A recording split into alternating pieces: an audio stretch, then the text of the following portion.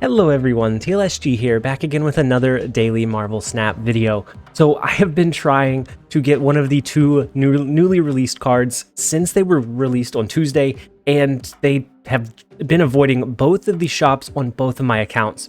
Today we finally got one of the two. We got the Sentry, which is probably my least anticipated. It does have some cool applications, but I like the idea of Nighthawk a little bit better. I think it's a little bit more versatile, but I think this one can find some value as well. So I unlocked the card, I tested it in quite a few shells, and it does okay from time to time in a control style build, something that uses like a storm and a debris to clog up the opponent's board, to have good targets for your Viper in every single game. But it was very swingy. I went about 66% win rate, and then I just went on a massive loss streak, and I decided to pivot. And so from there, I started to look at what ways can we utilize Sentry to either negate or lean into his downside. So Sentry is a 4-cost 8-power card that cannot be played at the right location, but it has the on reveal of add a negative 8-power void to the right location. So there are a few ways to navigate around this on-reveal downside. You can either play this into a Cosmo lane to make sure that that on-reveal does not trigger. You could drop it and then destroy the Void with either like a Carnage or a Deathlock. You could use a Viper to send it over into the opponent's side of the board. You could flood or lock down the far right lane with something like a Professor X, and that way the Void has no location to go. And finally, you could use a 0 on the Sentry, and that way it takes away his ability. All of these are okay and they're fairly reasonable, but that's a lot of work to push a 4-cost 8-power card out onto the board when you have other alternatives like Jessica Jones that could be an 8-power as well. So the deck that we came up with is the DareDevil Destroyer list. And in the DareDevil Destroyer list, we took out a couple of the cards that are typically ran. So we took out Hobgoblin and we took out the Green Goblin in favor of adding in Cosmo and adding in the Sentry. We also took out Deathlock, we modified it a little bit to make sure that we have the Professor X portion along with Daredevil, and we have the destruction triggers that we want to utilize our Destroyer for in our Bucky Barnes, in the Hood, and the negative power Void.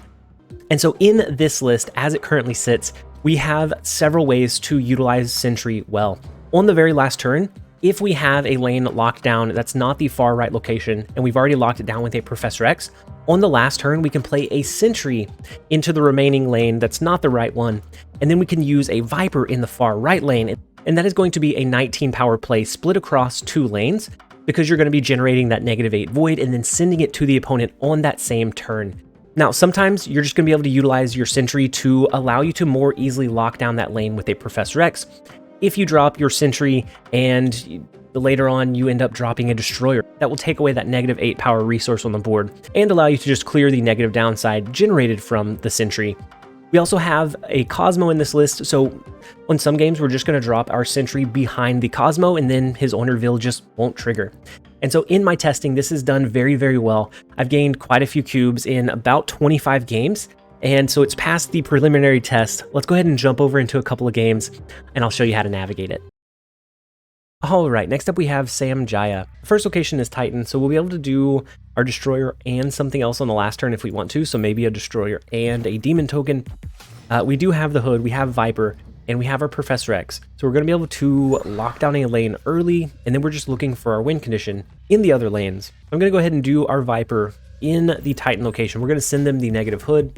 And then if we have initiative going into this next turn, we will use an armor into Savage Land to protect that one. They're not going to be able to destroy this lane or the cards in this lane. Now we could play our Demon, but I'm not certain that they're not going to play a Killmonger here. So I'm going to hold it for a turn. Next turn we might do a Cosmo and a Demon, depending on what they ended up dropping. So they did drop a Carnage into Savage Land, and so that looks incredibly close to a snap for me. I don't think they're going to have a way to buff this up. This is just a losing lane for them. And so we're going to do a Cosmo. We're going to throw down our Demon in the far left. If they go with a Killmonger here, it's not going to trigger. If they go with a Deathlock, it's not going to trigger. They are having a very bad day. So we're going to go ahead and lock down the left lane with our Professor X. On the last turn, we could do a Destroyer over into Nidavellir, or we could do the Destroyer into the Savage Land to just have a really big, large commanding lead, but I don't think we're going to need to. Oh, right, so they play one card over into the far right lane, which tries to copy our Professor X, but no such luck. They are not able to copy anything with the leader play. We do have the far left and the middle location locked down. Didn't turn out how they wanted to. We're going to go ahead and take those 2 cubes. Let's jump over into the next one. All right, next up we have Canadian Alfredo. The first location is Danger Room. So we could throw our Bucky Barnes there and just hope that he gets destroyed. If not, we can lean into a destroyer play towards the end of the game to turn him into the Winter Soldier. The second location is Jotunheim, which is also not phenomenal for us. Let's go ahead and wait and see what the last location is. The last location is the Raft. So we could either lean into the Raft location, we could play our Colossus, we could play our Sentry into a turn 5 Viper plus a Cosmo. It looks like maybe they're going to be pushing their power into the Raft. I don't know that we want to compete for it, depending on what they're running. If they're running a really tall Lockjaw rotation deck, then we might have something to worry about. Let's go ahead and play our Sentry. We're going to play Viper into the Raft on the next turn. That will send them one more card into that lane. Oh no. It looks like we are going to be stuck with the -8 power Void, unfortunately. Wow, that is a massive lane. So that is a very high power lane. We can actually go with a Carnage into a Cosmo. The only reason we would do that is we'll get the free 6 cost card as a result. Both of the cards that we have right now on the board are okay if they get destroyed with our Destroyer. And so we're looking at a Heimdall shift, which is not perfect, but it's not terrible either. We can drop our Destroyer into Jotunheim and then push it over into the Danger Room.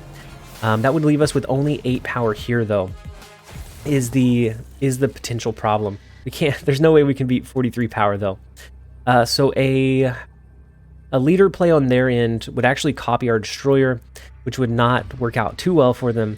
Let's go ahead and do our Destroyer and our Heimdall both into Jotunheim. That way we don't have to worry about it potentially getting destroyed in the Danger Room.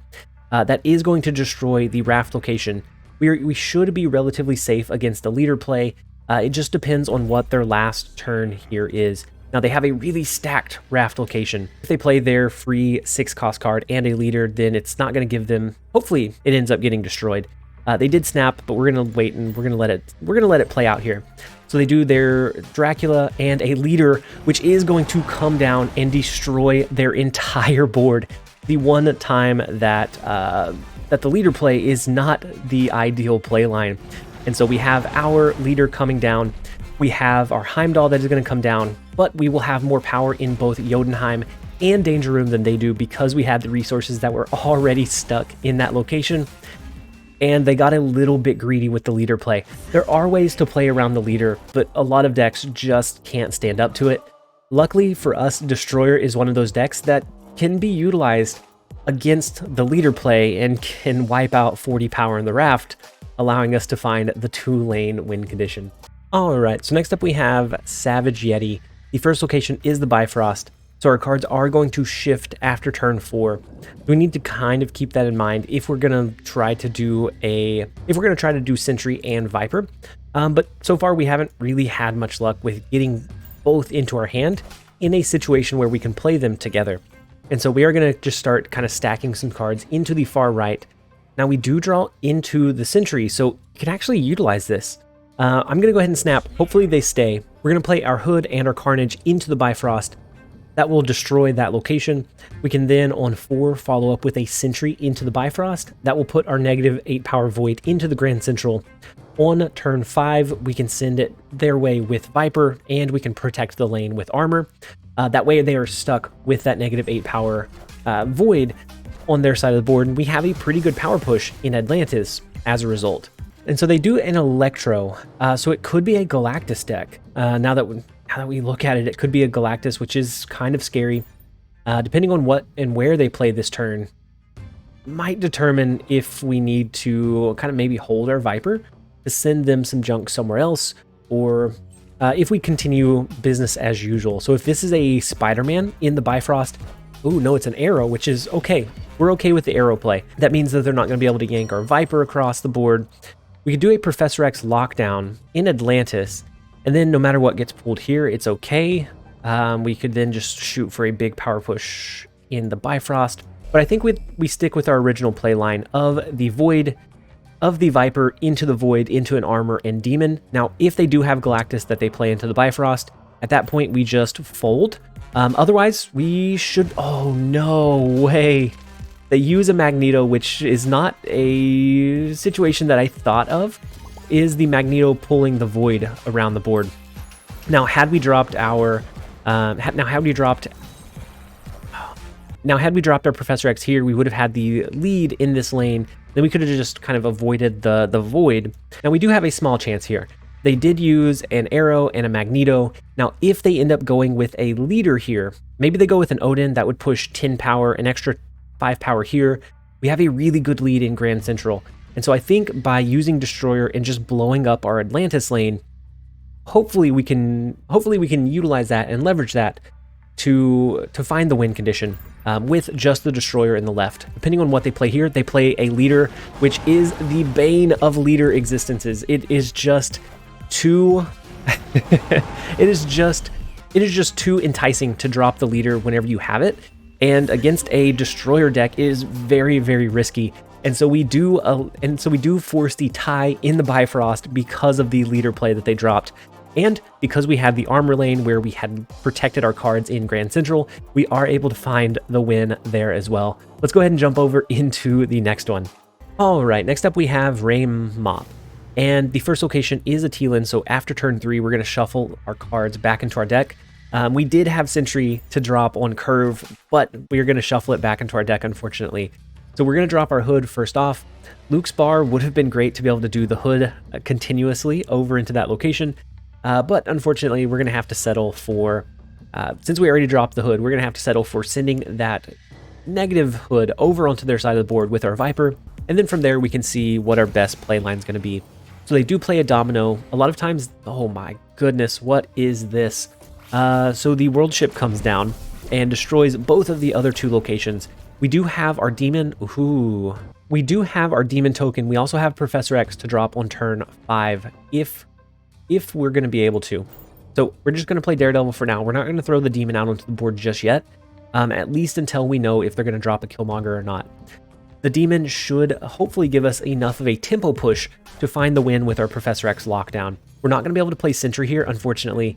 And actually, Warpath is only a 5 power play because it has the ongoing ability of if any of your other locations are empty, but there are no other locations. And so it stays at 5 power.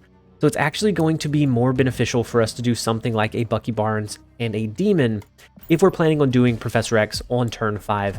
And they actually skip on turn 4. We're going to be able to see if Professor X is safe to be dropped here. If not, we probably just need to retreat. But otherwise, I think we found our win condition. Yeah, we definitely found our win condition. So they're going to play an Iron Man. That is going to give them a total of 4 power in World Ship. We're going to lock it down with Professor X. I'm going to go ahead and snap. They will probably retreat here. But even if I didn't snap and I just let this play out, they're going to know that they lost after this turn.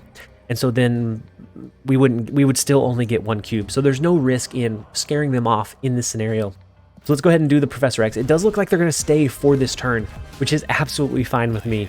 They're going to stay. We have the win locked down in World Ship, and now I assume we see the retreat coming down. Let's go ahead and jump over into the next one. All right, next up we have Nick, and Shuri's Lab is actually pretty good for us with this deck and with this build. We're going to be able to do a Sentry, which would become a 16 power play. We could do our Destroyer, which would become a 30 power play. We have our Demon, which would become 12 power. We have a lot of flexibility. Maybe we end up trying to lock this one down with a Professor X on 5.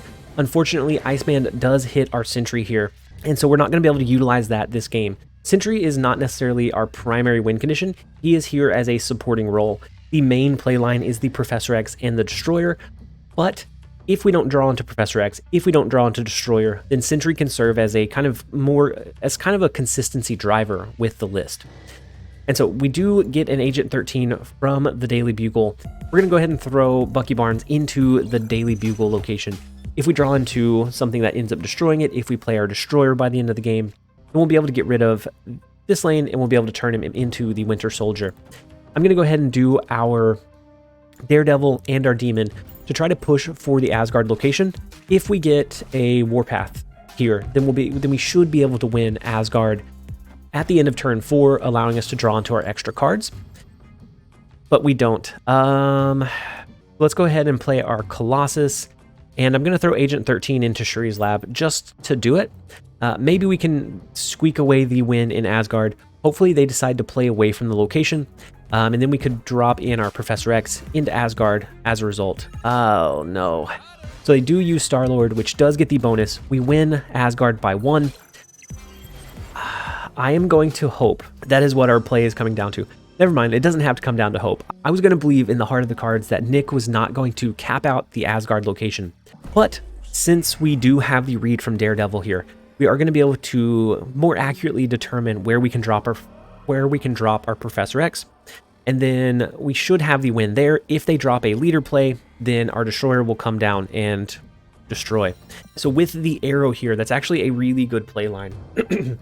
The arrow is going to be 16 power. They have initiative, so they are going to pull our cards over. So we're going to play the Star-Lord. That is going to give us a 10 power Star-Lord, a 6 power Cosmo. Then they're not going to be able to play an ongoing ability here. So we could do a Sentry. We could do a Destroyer there.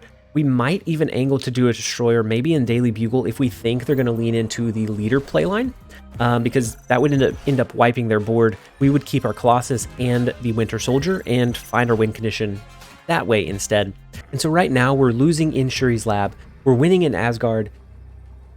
And they go ahead and they snap. It's won us a couple of games before. We know that we can't beat the leader play in Shuri's lab. If we didn't have to worry about a leader, then we could absolutely take the win. Or actually, does a leader... No, it doesn't matter, does it? If they played their leader here and we played our destroyer, their destroyer would copy the 15 power destroyer. Ours would go to 30. And so we would win the far left lane, but we would probably lose Asgard.